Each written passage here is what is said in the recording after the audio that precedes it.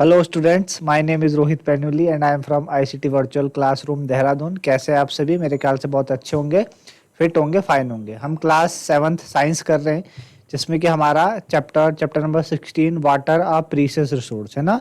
जल क्या है? एक हमारे लिए बहुत ही अनमोल, क्या है हमारे लिए, एक प्राकृतिक संसाधन है जल।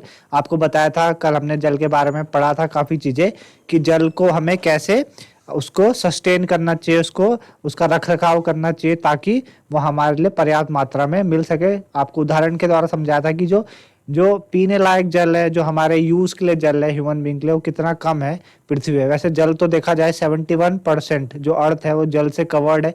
हमने कहा था कि जल, पृथ्वी को हम ब्लू प्लैनेट यानी नीला ग्रह भी कहते हैं, इसी कारण।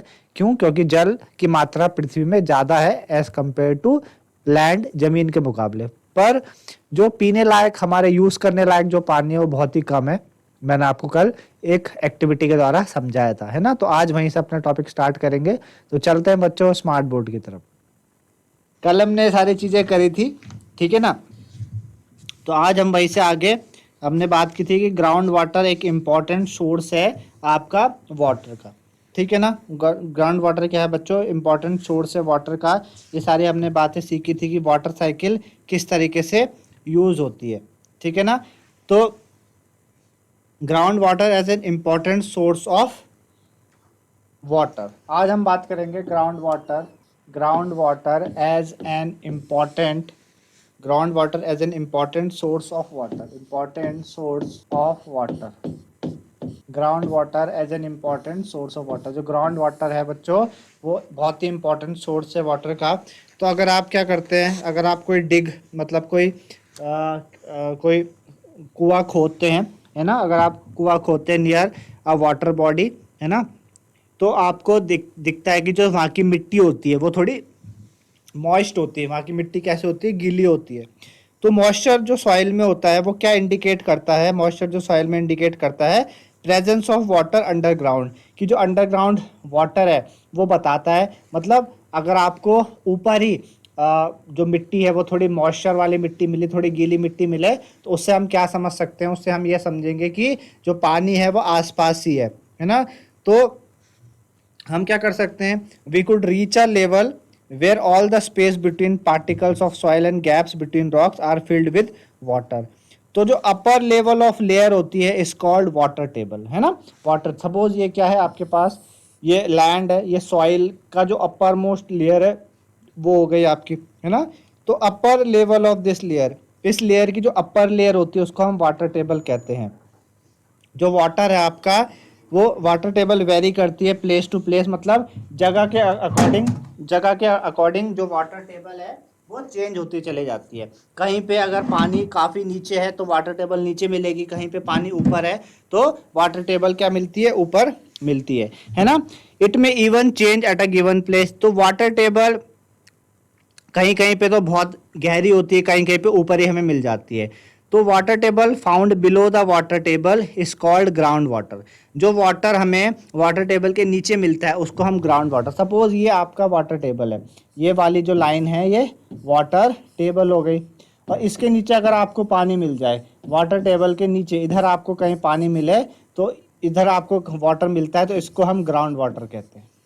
यानी समझ आ रहा है आपको? वाटर टेबल के नीचे का जो पानी होता है वो क्या कहलाता है? ग्राउंड वाटर कहलाता है। वाटर टेबल के नीचे का पानी ग्राउंड वाटर कहलाता है। तो रेन वाटर और वाटर फ्रॉम अदर सोर्स, जैसे कि रिवर है, आपके पॉन्ड्स हैं, seep through the soil and fill the empty space and crack below the ground, है ना। जो बारिश का पानी आता है, बारिश का पानी है, या जो वाटर अलग अलग सोर्स से आते हैं, जैसे नदी से पानी आ रहा है, आपके झरनों से पानी आ रहा है, पॉन्ड से पानी आता है, वो क्या करता है बच्चों? जो सॉइल होती है उसमें अंदर रिश्ता चले जाता है, अंदर घुसता चले जाता है, रिश्ता चले जाता है। और जो क्रैक्स होते हैं, जो ग्राउंड में नीचे क्रैक्स होते हैं, उनके बीच में पानी बैठता चला जाता है। तो ये जो प्रोसेस होता है seeping of water into the ground is called infiltration. इसी को हम क्या कहते हैं बच्चों? इनफिल्ट्रेशन। इनफिल्ट्रेशन क्या कहते हैं? इनफिल्ट्रेशन। समझ आया आपको इनफिल्ट्रेशन क्या है? इनफिल्ट्रेशन है the seeping of water, infiltration होता है आपके पास the process of seeping of water, the process of seeping, process of seeping of water, process of seeping of water into the ground, into the ground, है ना। पानी का ground के अंदर रिसना वो क्या कहलाता है, इनफिल्ट्रेशन कहलाता है, ठीक है ना। तो ग्राउंड वाटर इस वजह से क्या होने लगता है बच्चों, इस प्रोसेस के कारण ग्राउंड वाटर रिचार्ज होता है। जितना ज़्यादा पानी, मतलब ग्राउंड वाटर समझते हैं, सपोज हमने आपको बताया कि ये वाटर टेबल है ना। वाटर टेबल के नीचे अगर आप सपोज ये नीचे आपको, इस वाटर टेबल के नीचे आपको पानी मिला तो ये ग्राउंड वाटर हो गया। ये क्या हो गया, ग्राउंड वाटर, है ना, ग्राउंड वाटर हो गया। इससे नीचे जितना पानी होगा ग्राउंड वाटर होगा। अब होता क्या है कि जहाँ सूखे इलाके होते हैं, सूखे इलाकों में हमने देखा कि वाटर टेबल क्या हो जाती है, काफ़ी नीचे हो चले जाती है। मतलब पहले तो वाटर टेबल यहाँ पे थी, पहले वाटर टेबल यहाँ थी और ये नीचे पानी था। अब देखा गया कि पानी इस ऊपर की बजाय और नीचे चलेगा। पानी अब आपको इधर कहीं मिल रहा है ना, पानी अब इधर कहीं मिल रहा। तो हमने देखा कि पानी जब इधर मिल रहा तो अब वाटर टेबल वहाँ से घट के इधर आ गई। देख रहे हैं आप, वाटर टेबल घट के इधर आ गई। तो पानी, पहले पानी यहाँ तक हुआ करता था, अब पानी इतना नीचे चले गया, ग्राउंड वाटर इतना नीचे चले गया। तो होता क्या है कि फिल्ट्रेशन से क्या होता है, बारिश हुई, क्या हुआ, उससे पानी आता है और यहाँ भरना वापस भरना स्टार्ट हो जाता है। तो उस वजह से हम कह सकते हैं जो ग्राउंड वाटर है वो रिचार्ज भी हो जाता है। ग्राउंड वाटर क्या हो गया, रिचार्ज भी होगा। मतलब जैसे आप रिचार्ज का मतलब समझते हैं ना, वापस से उसको वापस से वहाँ उसकी जो जगह है पानी की वापस से भर जाती है और हम इजिली इसका उपयोग कर सकते हैं, है ना। तो ग्राउंड वाटर इस प्रोसेस से रिचार्ज होता है। ऐसे जगह पे जहाँ पे ग्राउंड वाटर स्टोर्ड होता है between layer of hard rock below the water table, this is known as aquifer. क्या कहते हैं, एक्विफर। एक्विफर किसे कहते हैं,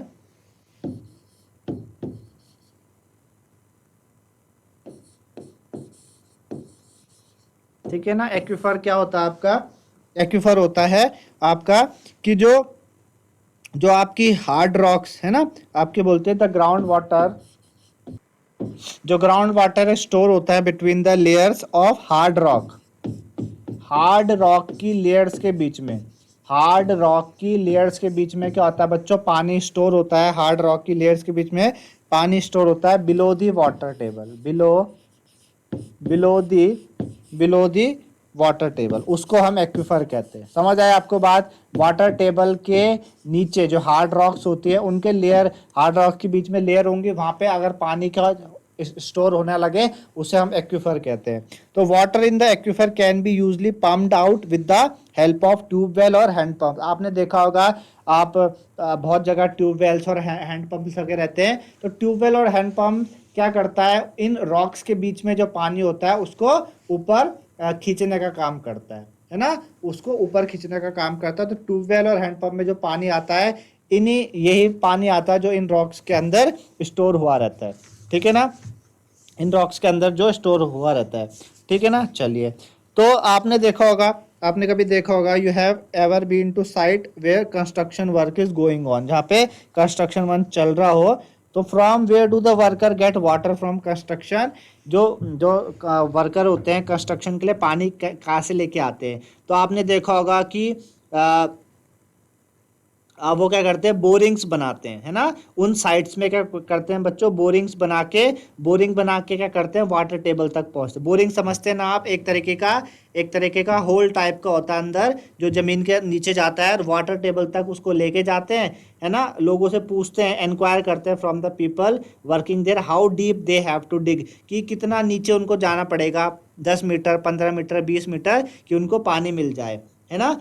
तो इस तरीके से can we keep on drawing water from under the ground, how will it affect the water table. इसी तरीके से अगर हम पानी निकालते चले जाएंगे वाटर टेबल से, तो कैसे वो उसको इफेक्ट करता है ना। तो आपको समझ में आया कि भाई वाटर टेबल क्या है, ग्राउंड वाटर क्या है ना, वाटर टेबल क्या होती है, ग्राउंड वाटर क्या होती है। तो इस तरीके से ये चीज़ें होती है। अब आती है बच्चों डिप्लीशन ऑफ वाटर टेबल, कि वाटर टेबल का डिप्लीशन कैसे हो रहा है। जब वाटर टेबल है वो हमारे पास खत्म हो रही है, तो क्या क्या ऐसे कारण है जिन वजह से वाटर टेबल डिप्लीट होती है। Depletion of water table, depletion of water table, ठीक है ना, डिप्लीशन ऑफ वाटर टेबल।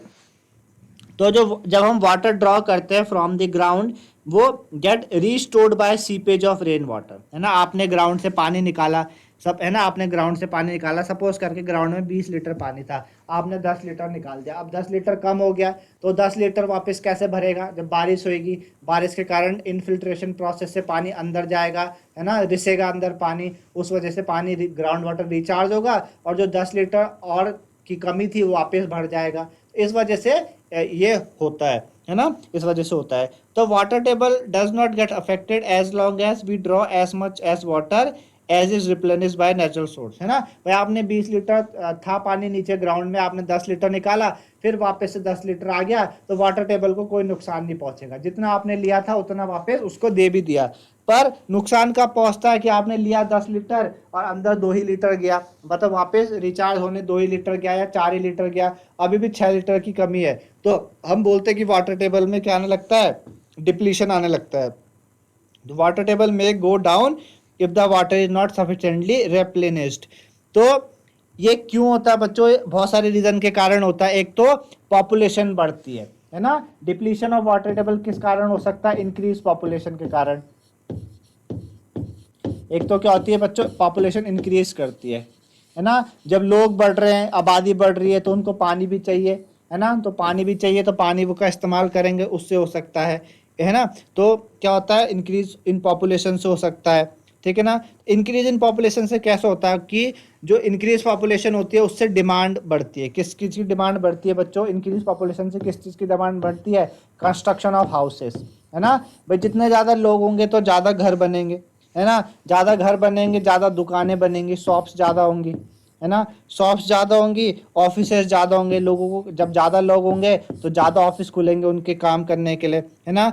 अच्छा, रोड ज़्यादा बनेंगी फिर, है ना, रोड ज़्यादा बनेंगी, रोड ज़्यादा बनेंगी, तो रोड ज़्यादा बनने से जो पेमेंट है, जो पेमेंट समझते हैं आप, पेमेंट क्या होता है, पेमेंट होता है कि जैसे आपने अपने घरों में हम फर्श डालते हैं ना, उसको पेमेंट बोलते हैं। मतलब सपोज जैसे कि पहले कोई खाली जगह है, तो कच्ची जगह है, वो नीचे घास वगैरह है, मिट्टी है, अब सपोज वहाँ पे कोई रहने आया, तो वो क्या करेगा, रहेगा, तो वहाँ उसको पक्का करेगा, सीमेंट से उसको सीमेंटेड करेगा, उसको पेमेंट बोलते हैं। तो जितने ज़्यादा लोग हुए तो घर ज़्यादा बने, घर ज़्यादा बनने से दुकानें ज़्यादा हुई, दुकानें ज़्यादा होने से ऑफिस ज़्यादा हो रही, रोड ज़्यादा बन रही, पेमेंट ज़्यादा हो रही है ना, पेमेंट ज़्यादा हो रही है। इससे क्या होता है बच्चों, जो ओपन एरियाज है, ओपन एरिया जैसे पार्क हो गया आपके, जंगल हो गए, है ना, पार्क हो गया आपके, ग्राउंड हो गए, प्ले ग्राउंड हो गए, वो कम होने लगते हैं। अब जब वो कम होंगे तो कम होने से क्या होगा बच्चों, जो ग्राउंड के अंदर जो पानी है, अब बारिश हुई, है ना, अब सपोज हम बोलते हैं कि पहले 1 बीघा है, 1 बीघा में सपोज 1 बीघा एरिया है, या आपके अपने स्कूल का एरिया ले लीजिए, आप सपोज जिस स्कूल में है उस स्कूल का एरिया आप अच्छे से जानते हैं। अब मैं बोलूँ कि उसके आधे एरिया में हम सीमेंटेड फर्श कर दें, है ना, आधे एरिया में हम सीमेंटेड फर्श करते हैं। अब बारिश होगी तो बारिश क्या होगी, बारिश सीमेंटेड फर्श से बहती हुई चले जाएगी नदी नालों में, है ना। और जो कच्चा एरिया है उसमें वहाँ पे बारिश हुई, वहाँ से पानी अंदर को रिसेगा। तो देख रहे हैं पहले पूरे ग्राउंड में पानी अंदर को रिसता था, अब क्या हुआ, पक्का बनने से उधर पानी नहीं रिसा, लेकिन कच्चे एरिया में रिसा। तो देख रहे हैं आप कि अब जो जो ग्राउंड वाटर जो पानी का सीपेज हो रहा है अंदर ग्राउंड वाटर में, वो अभी डिक्रीज हो गया, पहले ज़्यादा होता था, अभी क्या हो रहा है, कम हो रहा है ना। तो इसके क्या कॉन्सिक्वेंसेस है, कॉन्सिक्वेंसेस ये हैं कि भाई पानी की कमी होगी, पानी की शॉर्टेज होगी, है ना। तो इससे क्या हो गया, आपका huge amount of water required होगा कंस्ट्रक्शन वर्क के लिए। भाई जब कंस्ट्रक्शन होगा तो बहुत पानी की जरूरत पड़ेगी। ऑफन ग्राउंड वाटर का इस्तेमाल हम इस पर्पस के लिए करते हैं। अब हमने देखा कि एक तरफ तो we are consuming more ground water, एक तरफ तो हम ज़्यादा से ज़्यादा ग्राउंड वाटर को, भाई ज़मीन से ज़्यादा हम पानी निकाल रहे हैं, और दूसरी तरफ हम उसको अलाउ कर रहे हैं कि कम पानी वहाँ पे ग्राउंड में पहुँचे। इससे क्या होगा, वाटर टेबल डिप्लीट होएगी, वाटर टेबल में कमी आएगी। इनफैक्ट जो वाटर टेबल है in some part of many cities, वो क्या होगी, एक अलार्मिंग लो लेवल तक आ गई। अलार्मिंग लो लेवल समझते हैं, इतना नीचे वाटर टेबल चले गया है कि बहुत नीचे, है ना, बहुत नीचे वाटर टेबल चले गया है। तो समझ आएगा आपको कि भाई इंक्रीज पॉपुलेशन क्या इफेक्ट करती है वाटर टेबल में, ठीक है ना। दूसरा फैक्टर क्या हो जाएगा, दूसरा फैक्टर होगा आपका इंक्रीजिंग इंडस्ट्रीज, इंक्रीजिंग इंडस्ट्रीज, ठीक है ना, इंक्रीजिंग इंडस्ट्री। इंक्रीजिंग इंडस्ट्रीज से क्या फर्क पड़ता है, तो water is used by all the industry, जितनी भी इंडस्ट्रीज है वो क्या करती है बच्चों, वाटर का इस्तेमाल करती है। ऑलमोस्ट जितनी भी चीजें है, एवरीथिंग वी यूज, है ना, जो हम यूज करते हैं उनमें वाटर किसी ना किसी तरीके से प्रोडक्शन में चाहिए। तो नंबर ऑफ इंडस्ट्री भाई लगातार बढ़ रही है ना, तो वाटर का इस्तेमाल होगा, बहुत सारे इंडस्ट्रीज में वाटर का इस्तेमाल होगा। और वाटर का इस्तेमाल कैसे करेंगे, वो ग्राउंड से तो निकालेंगे, ग्राउंड वाटर निकालेंगे, है ना। डे बाय डे क्या करते हैं बच्चों, ग्राउंड वाटर निकालते हैं, और उस वजह से फिर क्या क्या होने लगता है आपका, उसमें डिक्रीज आने लगता है, ठीक है ना। इस वजह से इंडस्ट्री इंक्रीज होने से भी वाटर टेबल को क्या पड़ रहा है, फर्क पड़ रहा है ना। तीसरी एक्टिविटी हम कह सकते हैं agriculture activities.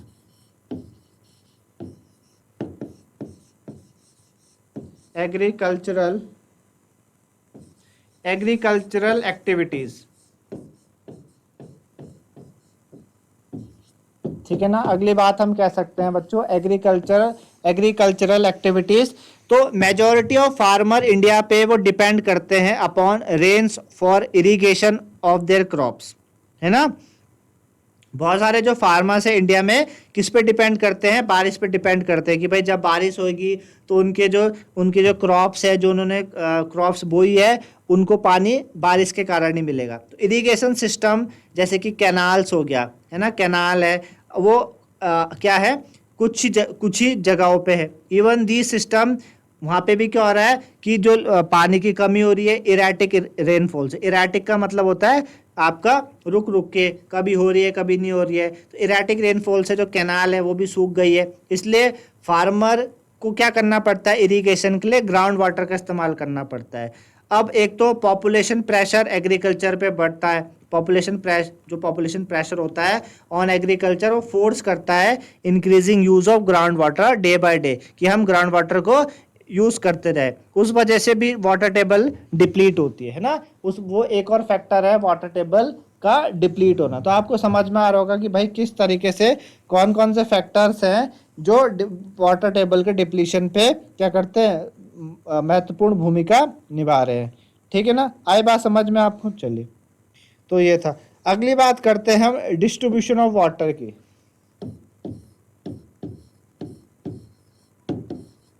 Distribution of water, distribution of water की बात करें तो जो डिस्ट्रीब्यूशन ऑफ वाटर होता है over the globe is a quite uneven due to a number of factor. भाई पूरे अर्थ में जो वाटर का डिस्ट्रीब्यूशन है वो बहुत सारे फैक्टर के कारण क्या होता है, अनइवन होता है, कि कहीं पे ज़्यादा है, कहीं पे कम है, कहीं पे कम है। तो कुछ प्लेसेस ऐसे हैं जहाँ पे कि बहुत रेन होती है और वहाँ पे पानी की भरपूर मात्रा है, लेकिन कुछ ऐसे इलाके हैं जैसे कि डेजर्ट्स, आपने सुना अगर, जैसे राजस्थान वगैरह, सहारा डेजर्ट, है ना, जहाँ पे स्कैंटी रेनफॉल, बहुत ही कम बारिश होती है। तो इंडिया एक बहुत ही बड़ी कंट्री है जहाँ पे रेनफॉल हर जगह सेम नहीं होती। कुछ रीजन ऐसे हैं जहाँ पे बहुत रेन होती है, बहुत बारिश होती है, जबकि कुछ ऐसे जगह हैं जहाँ पे कि बहुत हल्की बारिश होती है। तो एक्सेसिव रेन से क्या होता है, जहाँ पे बहुत ज़्यादा बारिश होती है वहाँ पे बाढ़ आ सकती है, लेकिन जहाँ पे क्या है, जहाँ पे कम बारिश हो रही है, कम बारिश से सूखा पड़ सकता है। इसलिए जो सम रीजन्स है हमारी कंट्री के में है फ्लड, वहाँ पे कहीं पे बाढ़ आ जाती है, और कहीं को सूखे का सामना, एक ही समय पे कहीं पे बाढ़ आ जाती है, एक ही समय पे कहीं पे क्या हो जाता है, सूखा हो जाता है। तो इन चीज़ों का सामना उनको करना पड़ता है ना। तो इस तरीके से जो डिस्ट्रीब्यूशन है वाटर का वो अनइवन है। क्या है, अनइवन। अनइवन का मतलब कहीं पे तो बारिश बहुत ज़्यादा होती है, कहीं पे क्या होती है, बहुत ज़्यादा बारिश होती है। रेनफॉल क्या है, एक्सेसिव रेनफॉल होती है कहीं पे।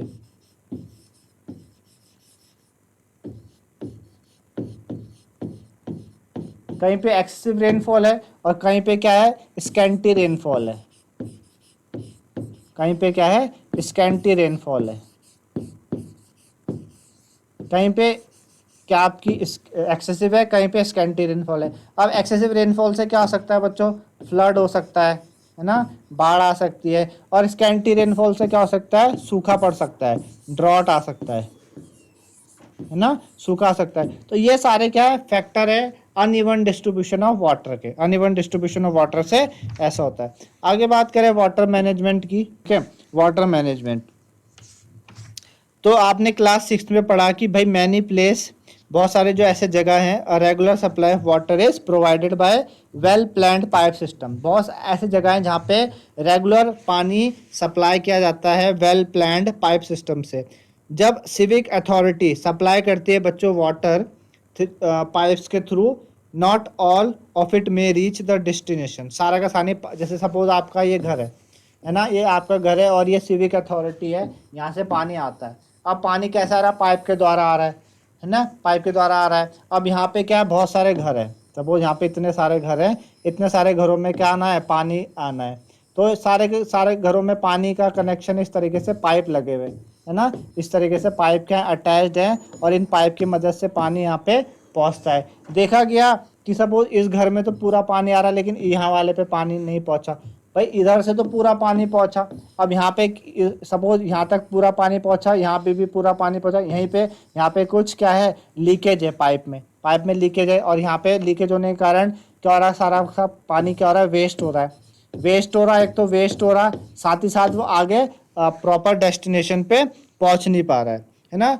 तो आपने ये किस तरीके से होता है, वो पाइप लीकिंग के कारण होता है, जिससे कि बहुत सारा पानी क्या हो जाता है, खत्म हो जाता है। तो एक इसकी रिस्पॉन्सिबिलिटी बनती है बच्चों, सिविक अथॉरिटी की बनती है कि ऐसे वेस्टेज, वाटर के वेस्टेज को क्या किया जाए, कम किया जाए, ठीक है ना। साथ ही साथ जो वहाँ के रहने वाले लोग हैं उनकी रिस्पॉन्सिबिलिटी भी बनती है कि ऐसे वाटर लीकेज को वो सिविक अथॉरिटी को इन्फॉर्म करें।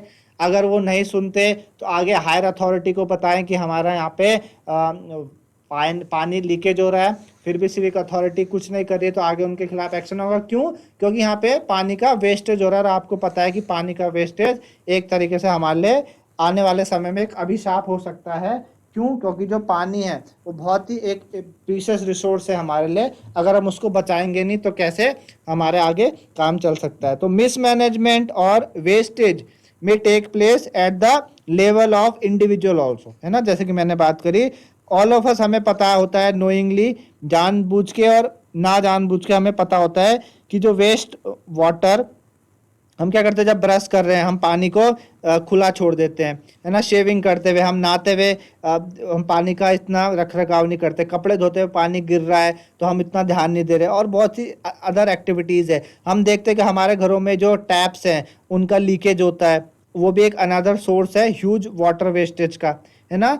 तो we waste water as though we do not need water the next time. हम ऐसे पानी बर्बाद करते हैं कि जैसे हमें पानी की आवश्यकता आगे आने वाले टाइम पे नहीं पड़ेगी, है ना। तो ये सारी की सारी एक्टिविटीज़ को हमें क्या करना पड़ता है, हमको ध्यान में रख के हमें ये, जब इस तरीके से छोटी छोटी चीज़ों का हम ध्यान रखेंगे, छोटी छोटी बातों पे ध्यान देंगे, तो हम क्या कर सकते हैं बच्चों, वाटर को क्या कर सकते हैं, बचा सकते हैं, है ना। मेरे ख्याल से बात आपको समझ में आई कि कैसे वाटर को हम मैनेज कर सकते हैं।